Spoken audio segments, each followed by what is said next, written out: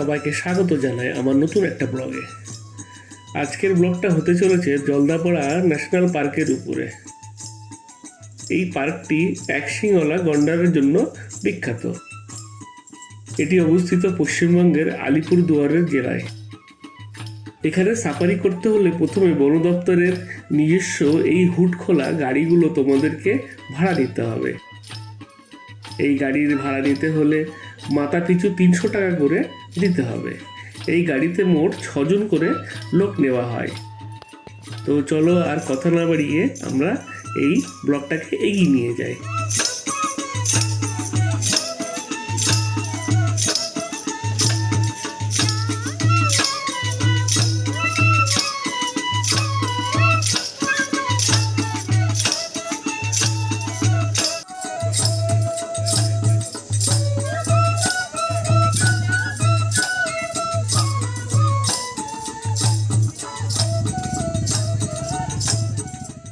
জঙ্গলের মধ্যে প্রবেশ করায় কিছুক্ষণ পরেই চোখে পড়লো বাইসনের একটা দল, যারা নির্ভয়ে তাদের আহার গ্রহণ করছে।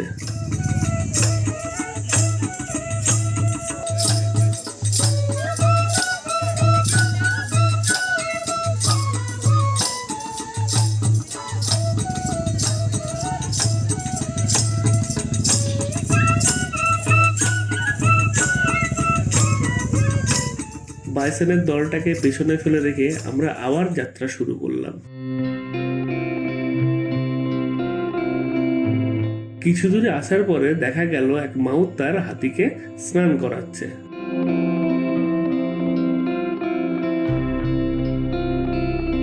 ফাইনালি একটা এক শিংওয়ালা গন্ডার দেখা গেল, যদিও সে গাছপালার মধ্যে আছে।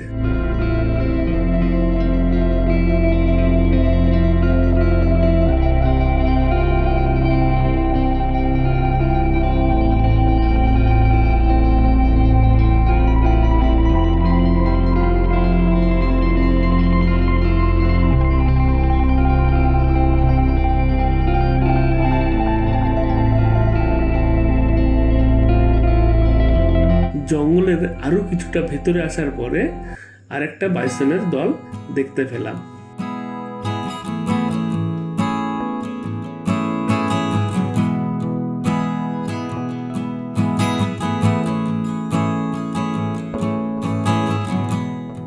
জঙ্গলের আরো কিছুটা ভেতরে আসার পরে একটা হাতি দেখতে পেলাম, যদিও হাতিটার পা শিকল দিয়ে বাঁধা আছে। দেখে তো মনে হয় এটা ডিসপ্লে করা আছে।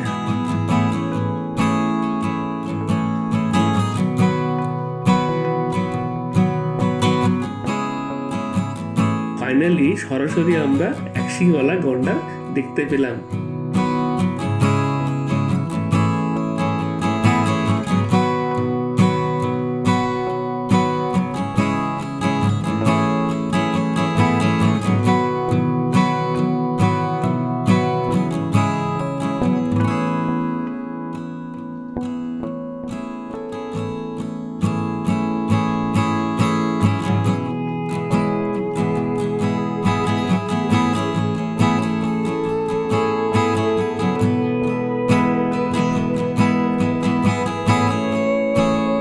একটা গন্ডার দেখতে পেলাম যে ঝোপঝাড়ের ভিতর থেকে বাইরে বেরিয়ে আসছে।